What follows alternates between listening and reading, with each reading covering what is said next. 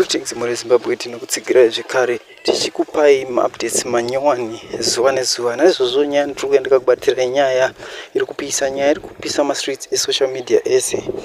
Naizvozvo isusu hatizouye tichikunyeperai kana kutaura zvimwe zvinhu. Nyaya ndiri kuuya ndakakubatirira nyaya yavaakaenda echirema veZambia avo vari kuuya vakatambidza chimoti chavo kuna Foreign Affairs Minister Mulambo, avo vakamira chair of the Troika SADC. Naizvozvo mhuri yeZimbabwe vari kuratidza kuti ivo havarisi greed pachigaro, asi ivo vanotevedzera mutemo, vanotevedzera democracy.